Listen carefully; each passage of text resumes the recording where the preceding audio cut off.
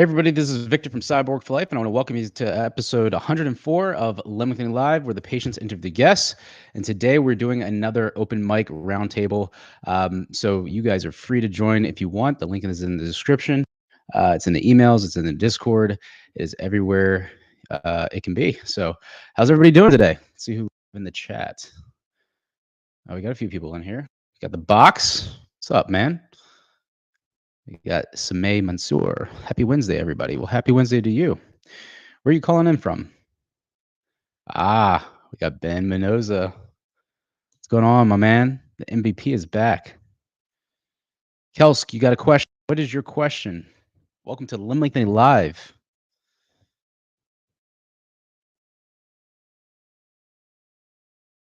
The news has been getting so crazy lately. It's been insane. The world is like falling apart. But let's talk about limb lengthening. So, what is going on, everybody? Just checking my messages here. All right. So, guys, so what I wanted to do today is actually I am going to talk about a topic that has been asked quite a bit this week in my emails. Oh, who else has this question first? So, is there a future method to grow body parts besides the legs that you know from? No, unfortunately not. There are theories, nothing more than theories at this point in time. You'll see, in fact, that's actually the videos that I start doing is busting the myths of grow taller hacks out there. And I got to tell you, there's a lot of them. In fact, I think one of my consultations the other day, somebody said that there's a guy who is trying to say you can grow, you can get a third growth spurt and, grow up to 6 inches taller after, you're done growing. I was like, yeah, okay. But the funny thing is that he was not done growing. He did this at age 17. And sometimes you don't, hit full on senescence until, you're in your early 20s. Your spine, your arms, your legs, whatever, it's not going to happen. You might get incremental growth, but it's very negligible. It's not going to be much. Joey Patrick, I kind of regret doing both segments at the same time. Oh, are you a quadrilateral lengthener? So you did it. What'd you do? How much on each limb segment, femurs and tibias? Josie, hey, you want to join, Josie? Where you at? You want to run? You got to run your show. Come on now. It's Wednesday night. What are you doing, Josie? You're slacking. Somebody just joined. I swear, it looked like he was wearing a bra on the back. I swear, I have no idea what it was, but he put on the backstage here for a second, then he dipped out. So I don't know if it was a joke or what, but that happens sometimes in shows like this. Let's see who this is. Kelsk, could a science method be possible in the future, though? Yeah, absolutely. No, definitely. There are theories and very, I guess, promising theories out there. These guys are mad scientists. I call them like, PhDs from Mars because they're really, really smart. They have some really good research, but they don't have a lot of funding that backs their research. Oh, we got the guy from last week, Socrates. What's up, man? Hey, how are you? Hear me? Yeah, I can hear you loud and clear. I'm doing good. How are you? Good. I apologize about last week. I know you joined and then I kind of got taken away from the other conversation, but I'm glad to have you back. No, glad to be back. Sorry I had to leave. I had a girl came over and I'm a little self-conscious about being open about this yet. So I had to leave. That's but cool. Yeah, man. A girl came over. Uh-oh. All right. Yeah.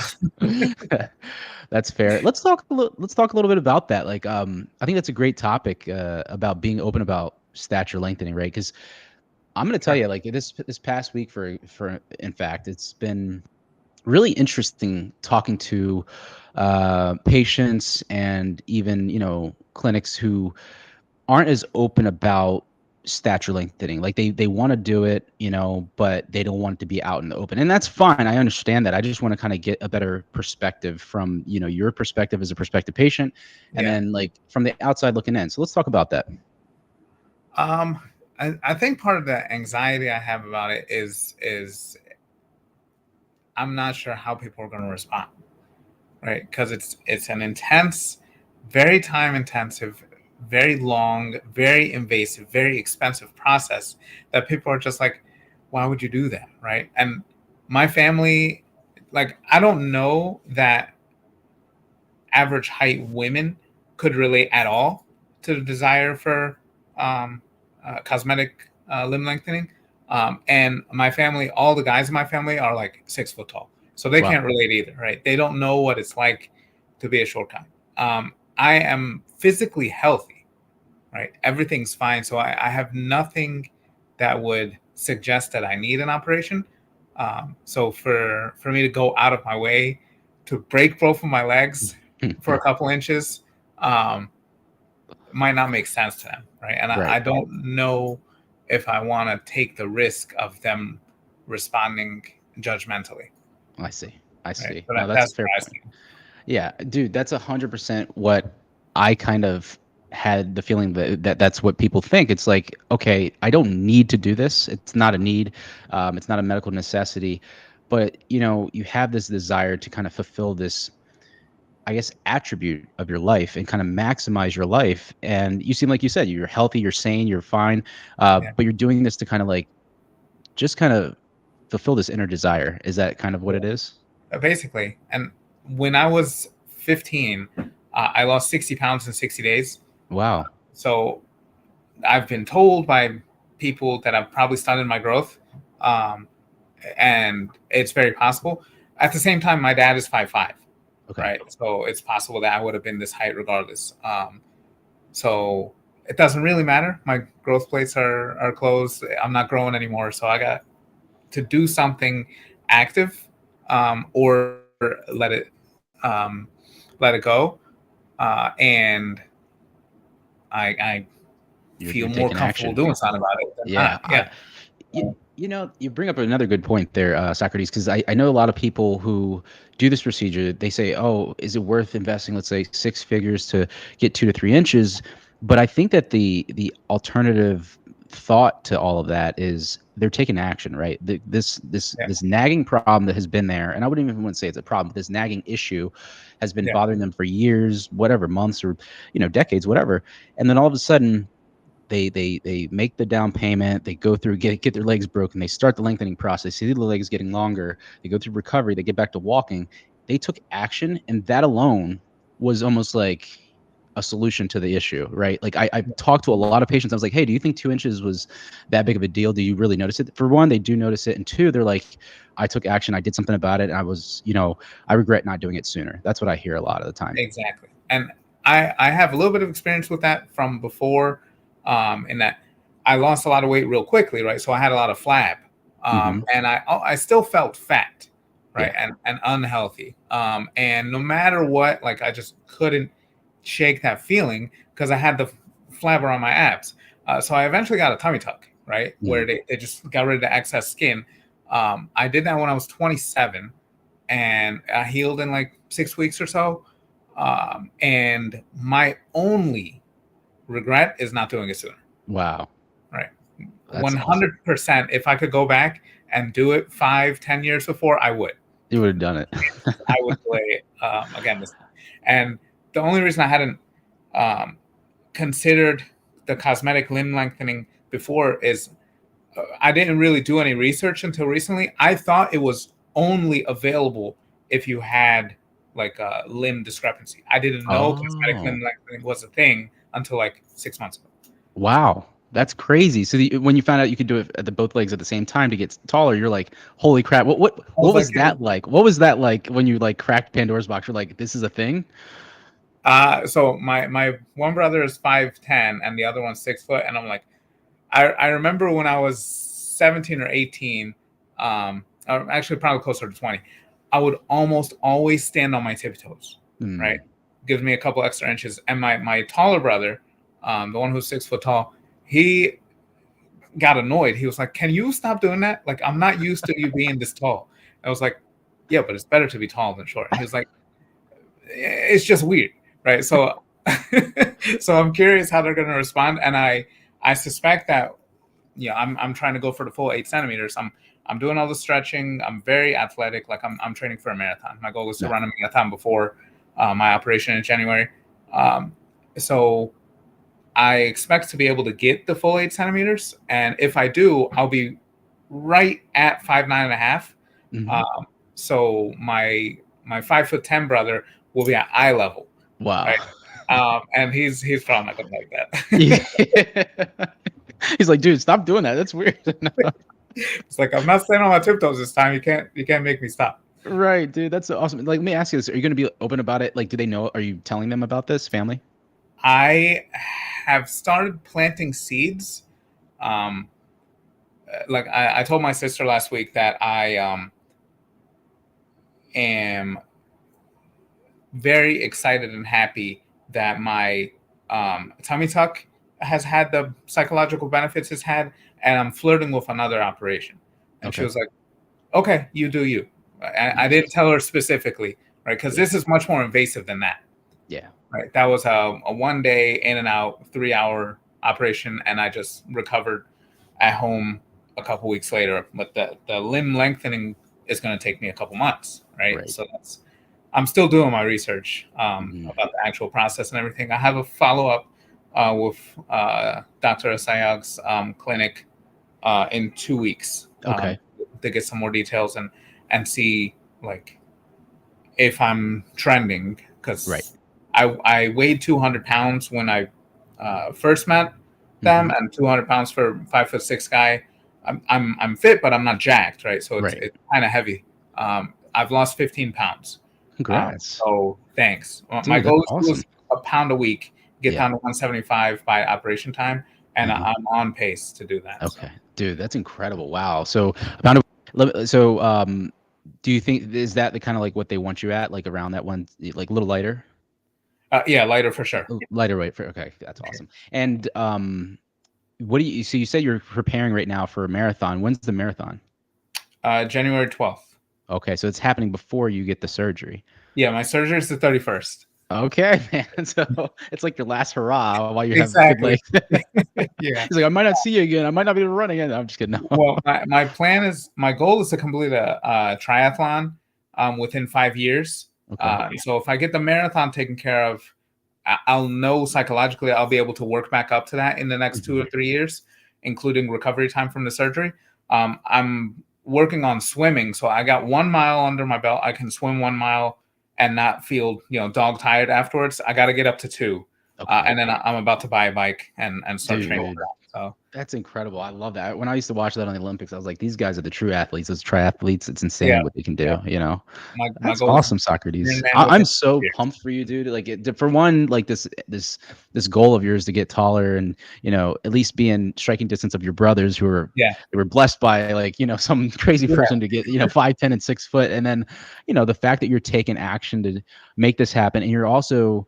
I mean, look at the body transformation you had. Like you said, you were what was it, 200 and what pound? How I heavy was were 205, 205?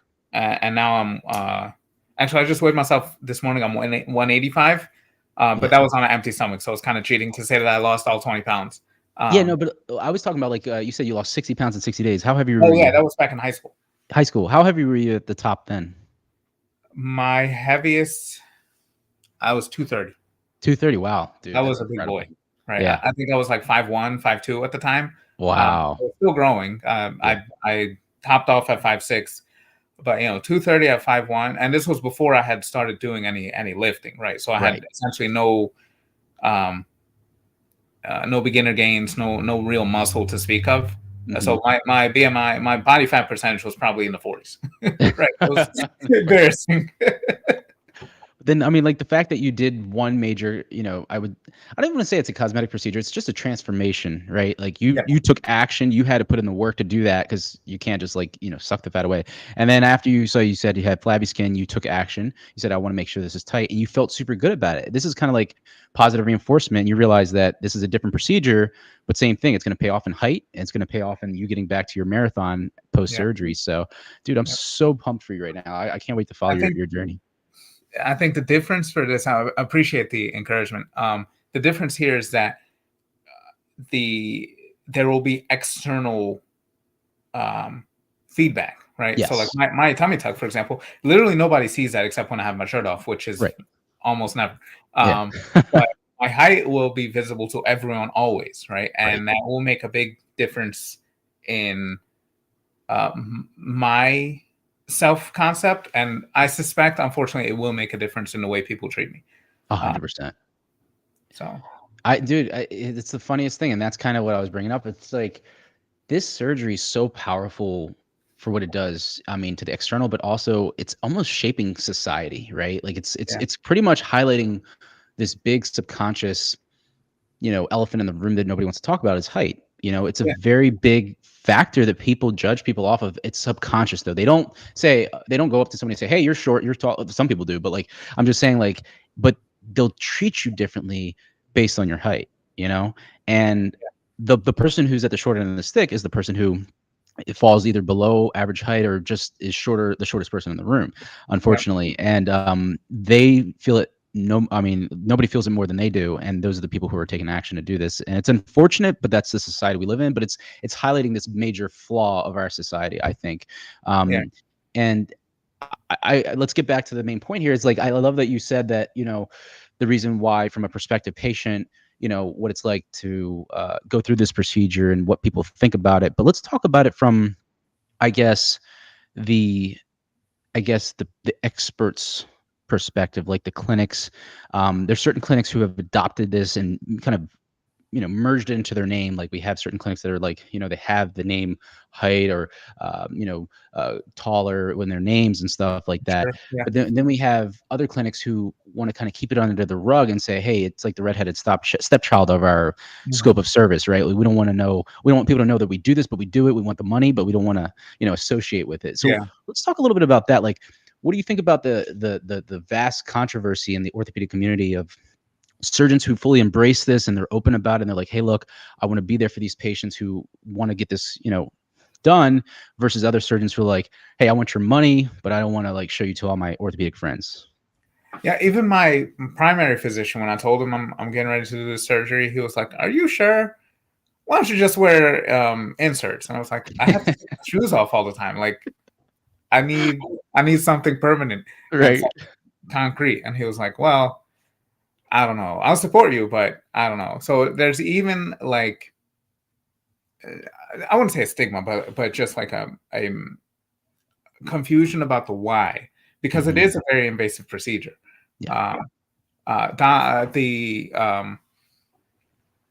Rubin Institute in Baltimore Mm-hmm. doesn't shy away from the fact that this is a cosmetic procedure, but Right.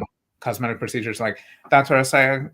He was like, yeah, nobody is mad at people for getting rhinoplasties or Brazilian butt lifts or whatever. Why would they be mad at you for doing something that increases, you know, dramatically your self concept, your Mm-hmm. prospects for is flourishing in life. Absolutely. You know, Absolutely. if you feel like you're too short, um, and you do something about it, then you're gonna get some height, and more importantly, you're not gonna feel like imprisoned by your height, Yeah. right? Absolutely. Being proactive is gonna make a huge difference. Even if I only get an inch, it'll be Right. like, all right, I did something, and here we go. Right? Yeah. Although getting only an inch would be extremely conservative. I know. It's like for all this investment, breaking both my legs for an inch. No, man, I do, and I think that like when it goes back to it, I think that's the thing that if somebody's to offer this service or to like you said, like Sinai, like what they do at ICLL, they definitely fully embrace it, and I think that a lot of the top surgeons definitely fully embrace it. But then there's other surgeons that I know, like internationally, that they're like their academic um PR, right? Like it's so Sure. important to them and their peers that they go to these orthopedic conferences. They're like, oh, stature lengthening is literally the redheaded stepchild in the room, but it's booming. It's crazy right now, and it's bringing in, and we won't, revenue aside and money aside, but it's bringing attention to the orthopedic field. And at the end of the day, yes, it's still stigma, but like if we do this good, if we do it with good surgical practice, uh, reduce the complications, um, and these patients are getting a good result and getting back to normal activity after the fact. Yeah. What's so bad about it? But that's the biggest thing is complications, right? We have other clinics that are not as experienced. You're picking an experienced clinic, Yeah. but that's the biggest problem I think that we have right now. It's like these surgeons don't want to adopt the scope of practice of stature lengthening because they're scared that they're going to take on the negative connotation that comes with it, And when they do that, they're like, the friends are gonna be like, "I told you so. You're doing that crazy, circus procedure. You're making these guys Frankenstein taller, whatever, and you're not one of us anymore. And I think that they don't want to be disbanded from their friends. I don't know. Sure. I read Dr. Paley's white paper about the precise nail. Mm-hmm. I think it was back in the 90s when that paper came out. And he was talking about how a lot of orthopedic surgeons, they just don't have experience with anything remotely cosmetic. Like everything that they're trained on is trauma related, like a broken bone or a birth defect or something terrible that needs fixing. So to come in and have someone with that training and tell them, okay, you can take a healthy person and make them slightly better off than they were before. It's a plastic surgeon's mindset, right? And they have different trainings. Absolutely. But I mean, they can take a class at ICCL. That's so true. They have the Baltimore Deformity course there. Yeah. Exactly. That's so cool, man. I love it, dude. That was a great point. I love that you brought that up, and we were to address that. But hey, man, we got some people in here in the chat, and I think they're asking some questions or at least bringing up some topics. So you want to hang around for a few more minutes? Sure. I'm around. Cool. All right. So let's see. We got Strange. He said, once the surgery gets more advanced, no one will be more famous than Victor. That's right. Cyborg for life. So time-lapse car guy Bruno said, let's be honest, it's all about confidence and getting chicks. So that's a good thing. So let's talk about the major reasons guys are getting this done, right? Like we know, I can tell you from my YouTube analytics on the back end that I think it's 90 to 95% of the people who watch my channel are guys, right? Like the other percentage is female. So primarily guys are getting this done. So let's just take it from that perspective. What are the top 3 reasons you think people are getting this done, Socrates? And actually want to add to that. It's like the top 3 reasons they think they want to get it done versus the top 3 reasons they should be getting it done for. Because we know your reason. You're getting it done for yourself, and what you said, like your inner desire and stuff. But like, let's say that an 17-year-old kid sees some flashy video online. They see the magic transformation. What is he thinking versus how does that change from like what you're thinking when you're going through this?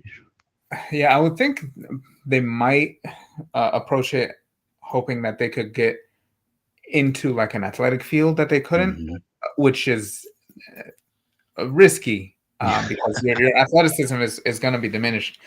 Not significantly, but it's going to be diminished a little bit after this procedure. So I mean, you're not going to go from 5'6" to 6 foot, and now you're suddenly going to be a world class Usain Bolt. Yeah. Another reason would be rejection from women, right? I suspect that a lot of short guys just feel fed up, and they're like, I'm hygienic, I'm funny, I got money, like there's nothing holding me back, but women just reject me outright because I'm below a certain height. I would like to think that the reasons I'm doing it are common, where people are just like, I'm kind of tired of being, in the 10th percentile of height or the 15th or whatever. And I'm healthy enough and I can afford it. And I want to be proactive about this. It seems like a manageable risk procedure. I like that. That I can handle. And I've done difficult things in my life so far. And I know this is just going to be another one that in 5 years, I'm going to look back on and be like, totally worth it. Yeah, dude, that's a great point. I love that you said that, like rejection from women. That's a big point. But I think that you said that the majority, they're kind of doing it for themselves. They're saying, hey, look, I'm tired of being this height. I want to kind of fulfill my inner desire of who I feel like on the inside. And that's the vast majority of, I think, people, even if they don't say it, they might even say one of these other reasons that they want to get it done is like they might say women, but I guess implicitly, I think it's one of those deeper reasons. Like they're tired of being short, and looked down on, treated a certain way. And like you said, I think that those indirect effects of being rejected, it's like, they're like, why? Is it a confidence thing? I don't think so. I think it's a real thing. I mean, height is a external factor. So that's a great point there. Okay, so let's see here. Do you use shoe lifts when you are around people back then? So, okay. So he's asking you this, Socrates. Yeah, I've been using shoe lifts for a couple years, but they just, it's not the same, right? It's not the same. So it's like, I'm still, I know I can do better. Yeah. And heck, I might keep using shoe lifts after the fact. So we'll see. He'll be super tall then. It's all about face and height. Ah, that's a good one. So, like, if we were to talk about, attraction to a potential partner, uh, do you think face and height are the two main things? Or let's bring in, obviously money, status, and there's other factors, but like, do you think face and height are like the number two, the one and two? They're pretty big. They're I've pretty I've big. had it happen a couple times where I've met a woman online and we've chatted and everything, and then I'll meet her in person and she's 5'9". It's like, ah, Yeah. damn it, this is going on. So it happens, but Yeah, I agree with you. I think face and height definitely have some. They're the majority, and then everything else you can make up for, but you're gonna have to make up for it much more than if you have those factors. It's just they the world we say, live in. they say you got to be 6 foot tall, 6 inches in the pants, and six figure salary, right? So most people think you can't control the first two, Hmm. right? I don't know if you can control what's in your pants, but 6 foot tall, you can approach that, right? Right. I've actually been, and when I go back to see the team again, I'm going to discuss the options to lengthen my tibias down the road, because I Okay. don't know who said earlier that he regrets lengthening due to doing the quadrilateral at the Hmm. same Hmm. time. Yeah. So I'd be curious to see why he regrets it, because he said that he got a decent amount of height. Oh yeah, right here, Joey Patrick. Yep, he said 6 centimeters on the femurs and 4.5 on the tibias. Okay. So, Oh. given those heights, those lengths, it sounds like the procedure probably went well. Because Hmm. 6 centimeters, you're not starting to approach the really difficult amounts. And 4.5 in the tibias, that's manageable. So Absolutely. I'd be curious what his issues are. Yeah, Hopefully, Joey. Let us know, Joey. Put it in the chat. What was so hard about the quadrilateral lengthening besides the fact that if you did it very close together, I guess that it's tugging on the nerves, maybe some nerve irritation, muscle tightness. That might be what he's talking about. But like, let us know. Let us know that we'd love to hear. he said he Um, got the precise two 75-pound nails. is it down there? Yeah, let me scroll down a little bit. Ah, okay. Yeah, I put. I wouldn't recommend. Okay, so So interesting.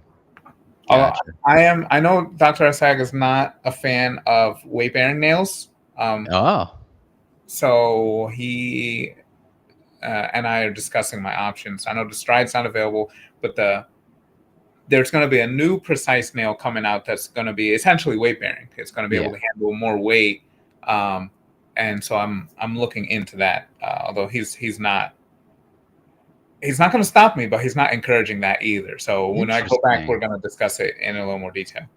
Interesting. And I think I know why. I think some surgeons they think that, the weight bearing capacity of the nail can actually, um, I guess, hinder the mechanical stress that goes through the bone, and it Yeah, can kind of affect your regenerate yeah. and how Because it's fast, going to how be well you in heal. for like a year, Yeah, absolutely, right? absolutely. So Yeah. So he and want. Yeah. it, it's a balancing act, because if you have the weight bearing rods in your thigh as you're healing, you don't you run less of a risk of injury or falling or Hmm. anything like that, because you don't have to support as much weight with your upper body. Right. My upper body's good. I can do dips for days, so I'm fine. Uh, I'm not worried about that. I am though. Um, I would rather be safe than sorry, right? Yeah. Things like going to the bathroom and showering and whatnot. Hmm. It's easy to make one misstep and you fall, and then it's a It's all catastrophe. over. Yeah. There's one statistic that I think that I kind of picked up. It's not a true statistic because there's no study on it, but like, out of like the hundreds of patients that I've talked to, it's almost been like almost once a patient's lengthening, they're going to take a tumble, and that's just with a non-weight bearing nail. So with a weight bearing nail, I haven't heard of anything like that. It's just like you said, going to the bathroom. It's just like a misstep. If they're doing it in the middle of the night or when they're tired or like Yeah. fatigued, something's bound to happen. Now, majority of them have just fallen and gotten up, no problems, but there have been some. So You had one person on back. I think Real was his name. Where hmm. Hmm. did he break his nail or He what did. happened? He did. He actually broke his nail. Now, I think he said that he did it while he was um, stretching physical therapy, and then the other Okay. one happened. when he was walking, but he was cleared to walk. But I think, I guess maybe it was just a It misstep was or just too something. much. Yeah, Okay. too much too soon. Yeah, maybe. He So, seemed like he was in good spirits and right back at it. So absolutely. good Yeah. on him. Right. Because you can just imagine like a broken femur or yeah, his for the femurs Yeah. after the fact you just got through all that. You're like, oh man, but he's a strong dude. So, Yeah. um, Bob Hunt says, I'm gonna see Dr. Conway. I'm gonna have my nails taken out in January, so I'll see you in Baltimore. So there you go. Sounds good. Let's see here. What do we got? What do we got? Guys, you have any questions for Socrates? He's a prospective patient going in. He's a future patient now. He's going in to get it done. Yep. I see you everywhere on height-related videos. Oh, you mean my videos? Yeah, I kind of got in this weird place with the cyborg flight thing, didn't I? Is he checking the live chat? Let's see anyone has experience. Okay, so yeah, Kirk C's talking about, does anybody have experience with the 50-pound precise two nail? How strong is it? Can it handle more than 50 pounds occasionally? So what I know with the intramedullary lengthening nails with weight bearing capacities is that as you start to lengthen, it's at its strongest, right? Like it's still sheathed essentially, right? But as it extends more and more closer to its like limit, that's when it becomes less its true weight bearing capacity. So if it's 50-pound nail, once you're closer to 8 centimeters, you're going to be close to that exact 50-pound amount. So it's super. You have to be super careful. I guess when you're like just starting out, it might be something like 70 pounds, but don't chance it. Do what Socrates said. Get your dips up and be careful. All right, guys, let's see. You're also going to need to be consistent with your upper body working out, like throughout the limb lengthening. Like you can't do lunges and squats while you're lengthening. So you have to do something. And if you're already in the habit of working out your upper body, it'll be easy to maintain that. So Absolutely. you don't at least lose some shoulder and lat and chest muscles. Right. How many times do you go to the gym per week, Socrates? Every single day.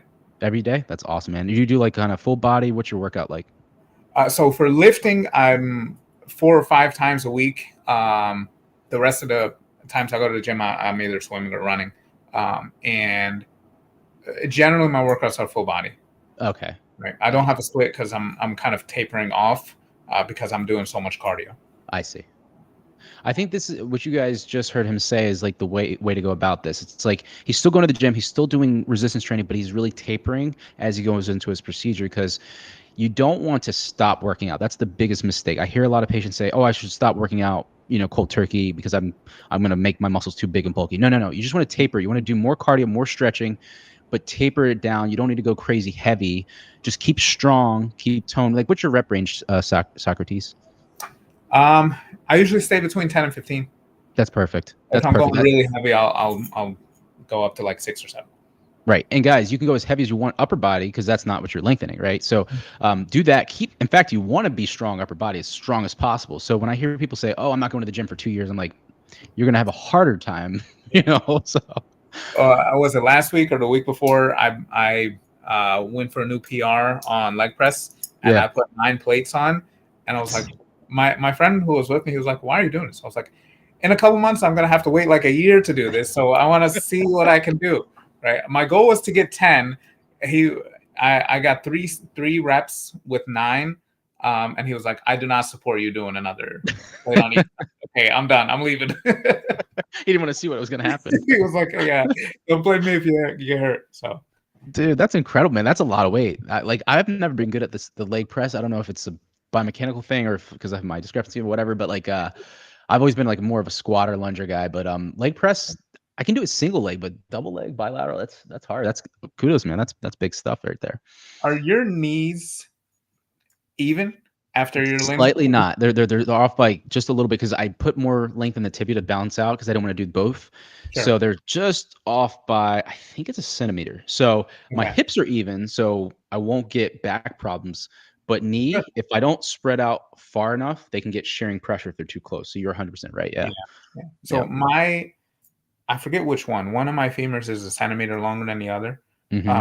And Dr. A was talking about maybe we should lengthen one a centimeter less than the other so they're fully even when we're done. I was like, let's think about that. I don't know. We'll see. We got somebody else here. Mr. T, what's up? T. Hey, Victor, how are you? I'm doing great. How are you? Can you guys hear me? We can hear you loud and clear. Oh, okay. So, So yeah, I'm sorry to interrupt. Oh, I well. just had a couple of minutes, and I just wanted to give quick update about my condition. oh, Mr. T, you've been here before. Yeah, of course. Oh, Yeah, I dude, think. I see. I've talked to hundreds of patients on here specifically, so it's hard to remember. Yeah, I'm surprised you I remember. do remember you. No, I remember your voice. So let's. Can you do an update for everybody? Like, what was your lengthening process like, and then update us where you are right now. Yeah, sure. So I did my initial surgery about almost 2 years ago, and I had my removal last month, 1 month ago. Nice. Yeah. Congrats. So yeah. You what was your starting height? What's your ending height? Which legs did you lengthen? Tell us all that. Okay, so my starting height was 160 centimeters, and I got the full 8 centimeters. And yeah, so it's been yeah, I've been doing great. As I said, I 1 month after my removal. Uh-huh. And well, if anybody have question about the removal, I'm so it I'm coming might in be a for good you. time. I'm Yeah. coming in for you now. So Yeah. let's talk about removal because I know HJ just got his nails removed last a couple weeks. Rich Rotella, who we're doing the documentary with, he's going to get his done in December. So nail removal. Talk about it. So what was it like? Both the surgery, like right after you got them done, like pain wise, and then a couple days later, like how did it get better and how fast? Okay, so first of all, I had a little complication. So like a tiny bit of the screw, not screw, the rod, sorry, it stayed into my leg. Like it's a piece about like 10, no 10, it's 5 centimeters long. Mm-hmm. That got stuck in my right leg. It's not really bothering me, but is that it's just there. So so pain wise, I think comparing to the first surgery, it's relatively easy.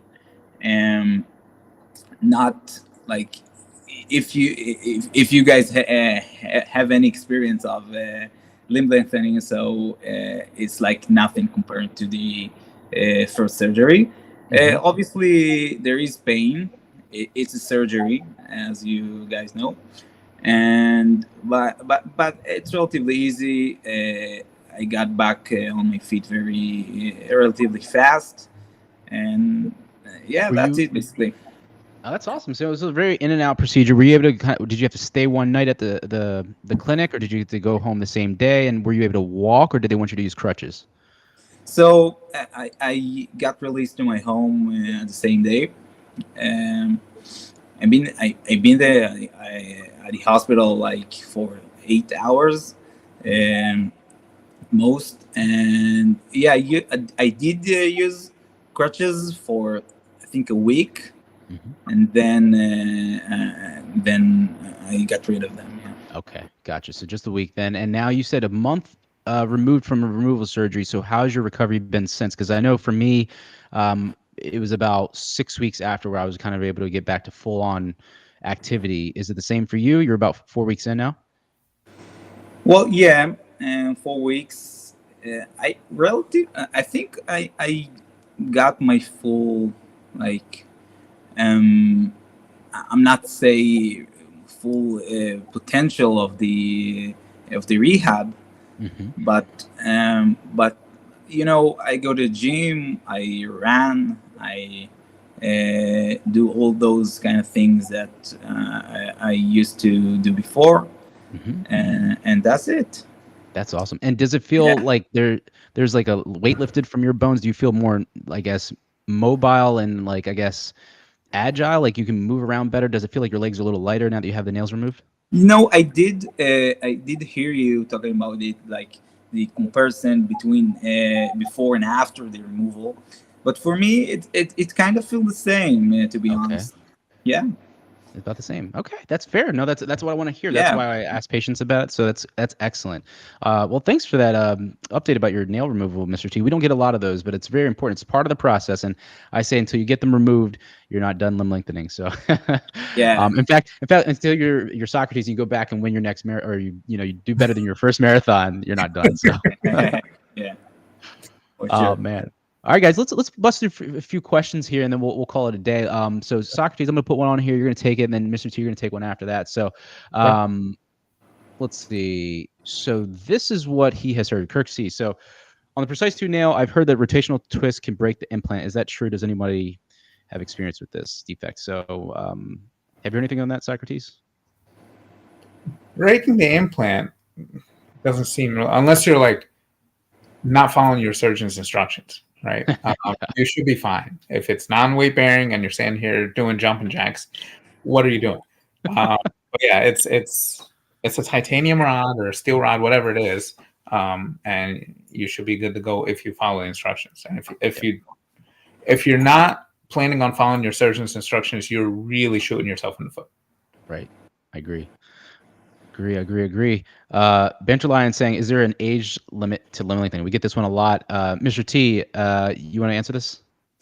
Well, surprisingly, I just talked to men. I live in Israel, and it's become a thing here to do limb lengthening, like in the past year. Yeah. And wow. Just talked to a man who got interest on limb lengthening, and his age, I think, is 45, maybe. So, well, yeah, I guess you can do limb lengthening even if you're older. You know. That's awesome. Yeah. Yeah. So it's really been popping off in Israel there. That's awesome. By the way, are you okay in Israel? Well, we're trying to. We obviously had like most difficult time, I think, in my life. If you guys know when it happened in Israel. Yeah. Well, yeah, but we're trying to. Many of my friends are soldier, and well, yeah, it will be good. Yeah, absolutely, awesome. In Hebrew, we say Bezrat Hashem, like in help of God. I like that. Russell, welcome to the show. Hey, Victor, can you hear me? We can hear you. Okay, great. Hi, Victor. Hi, guys. Hi. How are you doing, Russell? Hi. I'm good, man. I'm good. How are you? Awesome. So are you a prospective patient or are you a current limb lengthening patient? Well, I'm a current patient, actually. Okay. I'm living in Germany, and I had my procedure done by Dr. Kuhne. Okay. Interestingly, he's kind of underrated surgeon, and not many people know about him. So I'd like to tell.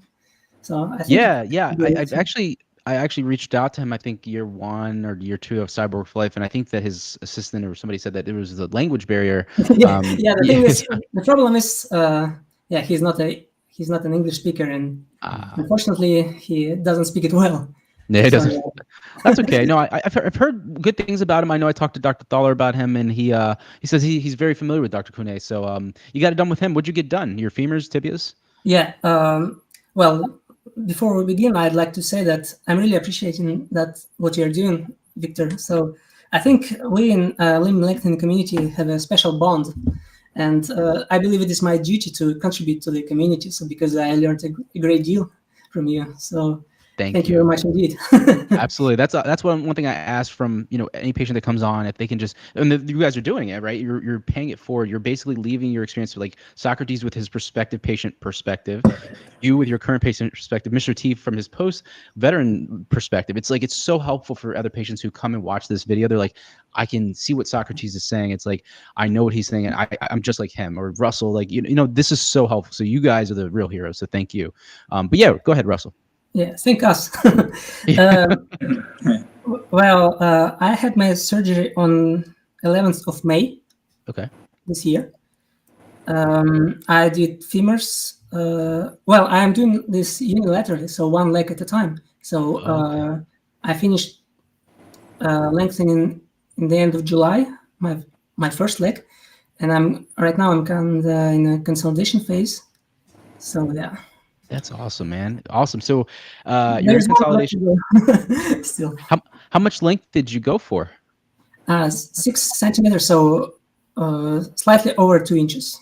That's interesting. And I think that he's a very conservative lengthener Sometimes surgeon. That's what I've I heard. think maybe over conservative because he says, well, femur 6 centimeters, tibia 4 centimeters, I've hands heard down. that. So That's it. That's the limit. Yeah. Well, German doctors are really cautious sometimes. They are. Too cautious. Yeah. At least some of them. I'm okay with that actually. So maybe some initial data about myself. So my initial height was 169, which is roughly 5'6", I suppose. I'm not very good at these imperial measurements. And interestingly, I used to think I was 5'7", so 170. But in high school, for example, when I got measured by Dr. Koenig, he said, "No, you're 169." I was really desperate. I was really sad, and yeah, that's kind of hurt Why me. you did it? That's good. I mean, but you took action. You got it done in May, and now here we are 6 months later, and you're 6 centimeters, 2.5 inches taller. How do you feel? Words can't describe what I'm feeling right now, but yeah, I'm feeling great, Victor. Really great. Would you say that if we were to rewind time, but you knew what the process was like, would you do it again? Well, absolutely. I would do it sooner. Sooner. You see that, Socrates? Yeah. You said that earlier. So, Mr. T, would you agree with that, Mr. T? Would you, everything you went through, even with the complication of removal and stuff, would you go through it again? 1,000 times more. Wow. Yeah. Wow. That's definitely worth it for me, at least. Yeah. I hear that. It's like a resounding yes from this, and again, unfortunately, there are patients who do get complications, and they're the ones who are not as comfortable with saying that, but like the ones who get through it safely, they are the ones that are very happy. So and that's why it's so important with we asked this next question here, Russell. It's going to be your question. It's World Economics Bro saying, given you go to a reputable surgeon, what are the chances that a patient comes out with difficulty walking after 2 years of the lengthening surgery? So picking a good surgeon, right? Like not getting a complication and be able to get 6 centimeters taller. You went to a reputable surgeon supposedly, and how are you? I mean, like you have no complications, right? You're going to be walking soon. How important is it to pick a good surgeon? Well, I think it's obvious. Yes, it's very important to pick a good surgeon. Yeah, I mean that's no one would deny that, I suppose. Yeah, that's if you have resources. So I wouldn't recommend gambling with that. So save up some money, go to a reputable surgeon, and obviously always visit Vic's website. So that's the main resource. That's right, right here on the channel, Cyborg Flight, baby. That's awesome. Yeah, exactly. Awesome. Yeah, guys, that's what it's all about. All right, guys. So let's see here. I think that we're wrapping up. Let's see. Just checking any questions. Okay, so Mr. T, I want you to take this one because you went through it. Russell, you can kind of chime in if you want. Joey Patrick saying you definitely get tighter faster.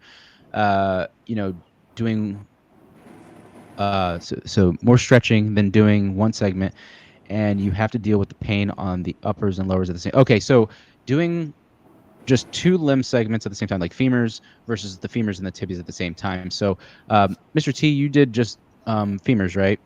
Yeah, correct. Okay, so you got the full 8 centimeters.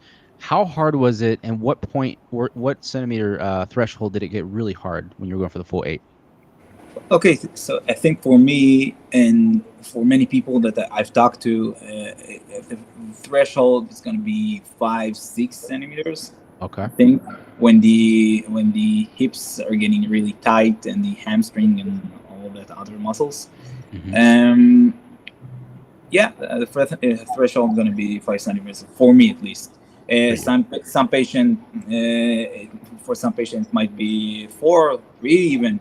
I talk to people, and I've talked to people who's like even just after the 7th centimeters got tighter. So it's really individual thing, I think, and yeah. That's awesome. Mhm. That's awesome. Yeah. Okay, we got some more in here. Socrates, you're up next. This one's for you specifically. Time lapse Carter Bruno saying, Socrates, how did you pay for it? If you don't mind giving insight, thank you and good night. Good luck. I'm sorry. So I am blessed that I've been working for years. I'm 35, and in the U.S., your retirement funds, so money you have in your individual retirement arrangement, you can use that for medical procedures, right? So I have a pretty penny there, and that's what I'm going to use, because looking at that retirement and being like, oh, there's some money, or looking at my height and being like, oh yeah, I'm a little taller. I'd rather be taller, right? I can always make more money down the road, but I can't always, like, I'm 35 and I know I'm going to have to lengthen slower than if I was in my 20s and whatnot. I know I can do it, but I know if the more I wait, the longer the process is going to be. So I want to do it sooner rather than later. I love that. I love that. That's awesome. I suspect there's probably there's been other interviewees here who've talked about, taking on debt, taking on loans. I'm sure you can get a personal loan. Like, if you think you want to do it and then pay for it. Like, you can figure out money in the US at least, and I suspect in Germany and Israel too. Money should be the last thing to stop you from this. Absolutely. Absolutely. Yeah, totally. Right, Yeah. right. Go ahead, Mr. T. You were saying something. Yeah, well, it's not for me to say, but I actually got full coverage of the insurance. So Congrats. yeah, we have surgery? actually great healthcare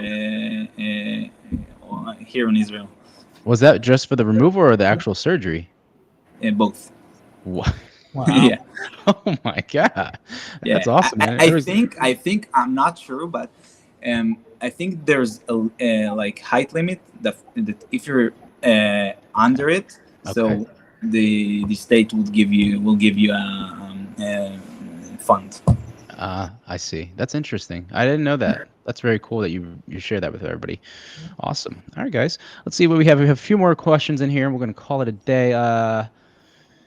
Okay, so this one's from me. He's saying, hi, Victor. Have you heard of Dr. Stephen Wallace from Summit Orthopedics in Portland, Oregon? He is one of the only surgeons to do limited in the Pacific Northwest. Yeah, I haven't heard of his name specifically. Like, don't get me wrong. There's a lot of surgeons who are in the U.S. and around the world, for the fact, that do limb lengthening.